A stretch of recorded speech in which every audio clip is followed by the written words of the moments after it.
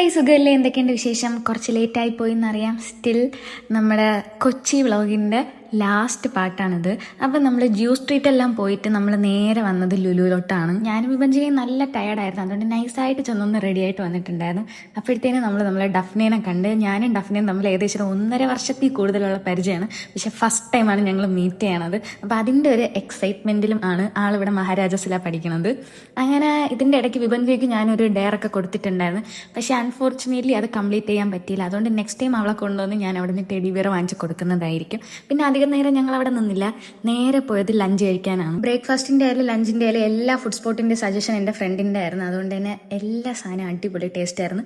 ഇപ്പം വന്നിട്ടുള്ളത് എടപ്പള്ളിയിലുള്ള കുബാബ റെസ്റ്റോറൻറ്റിലാണ്. ഇവിടെ നിന്ന് അൽ ഫസ്ലൂസ് മന്തി കഴിക്കാനാണ് ഞങ്ങൾ വന്നത്.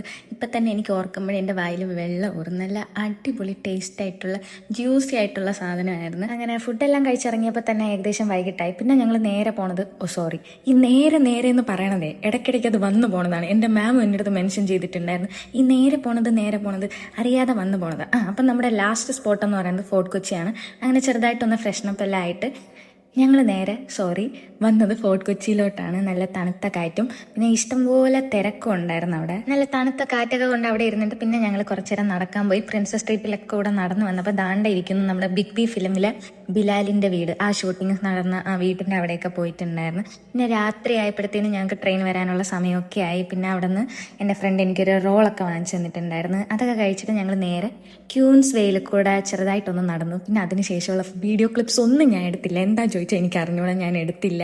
പിന്നെ ഞങ്ങൾ രാവിലെ ആയപ്പോഴത്തേനും നെയ്യാറ്റിൻകര സ്റ്റേഷനിൽ എത്തിയിട്ടുണ്ടായിരുന്നു. ഇനിയും ഒരിക്കൽ കൂടെ അവിടെ പോകണമെന്ന് ആഗ്രഹമുണ്ട്. അപ്പോൾ പോവുകയാണെങ്കിൽ ഞാൻ വ്ളോഗ് എടുക്കും. അപ്പോൾ ഇന്നത്തേക്ക് അത്രയേ ഉള്ളൂ. പുതിയൊരു വീഡിയോ ആയിട്ട് നാളെ കാണാം. ടാറ്റാ.